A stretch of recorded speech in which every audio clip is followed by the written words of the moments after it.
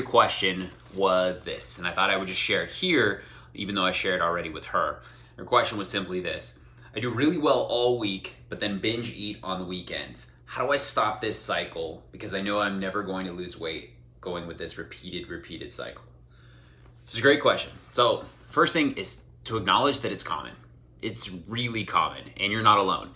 And if you just give yourself a little bit of grace and acceptance and stop comparing and thinking that there's somebody else out there who's got it all figured out and you're the only one that struggles with this, it's probably the best medicine. And then the second thing is to put together a plan. And this is what I ask every single client every single Friday. The ones that are all watching are probably laughing because they're going, yeah, I already went through this. It's a Friday as I'm recording this and putting this out there for you today. And it's because it's the hardest time. And we tend to think like, oh, it's the weekend. I deserve to have some freedom. I want to be able to let loose. It's been a tough week. And we start to justify things. And there's permission. There's giving yourself permission to enjoy some foods and to enjoy social aspects and time with friends and family. And we need to build that into your plan. It's not this plan to stay rigid or to restrict. It's a plan that allows you to live life. In between dieting, there's this thing called life. And I think that's the most critical piece of advice that I could give you.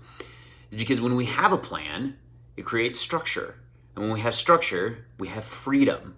Because now we no longer have to fight our own willpower and use our mind to try and get us to do something that it really doesn't always want to do. So we need to take away our sense of choice, which actually opens up our sense of choice. And it seems backwards. We tend to think, I don't want to make any plans because I don't want to miss out. And I think that's what it often tends to be, is this fear that if we don't eat all of this delicious food that is right in front of us, we're never going to taste it again. This fear that it's going to be gone, that opportunity is going to be missed. And it's just not quite true. So what I need you to do is create a plan, create a structure for yourself. And what I personally encourage you to do is to start with the meals that you know you're going to go out, the meals that you know you're going to want to indulge a little bit, and give yourself permission to eat guilt-free and to walk away and be like, that was worth it, that was satisfying. And then the second thing you do is once you figured out those, maybe it's going out for a date night on Saturday and it's brunch on Sunday with friends, is figuring out, well, what could I have from there that would actually help me feel really satisfied, but I wouldn't be overly stuffed? How could I be satisfied without being stuffed? And that's part two that you want to be able to acknowledge. And maybe stuffing yourself once in a while is okay, but ultimately that's where that guilt and shame tends to set in, and we got a whole nother conversation that we need to deal with at that point.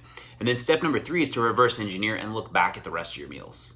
All right, so can I keep my breakfast on Saturday the same as I do during the week? Because I know it's on point, I know it's healthy, and I know I actually like it and enjoy it.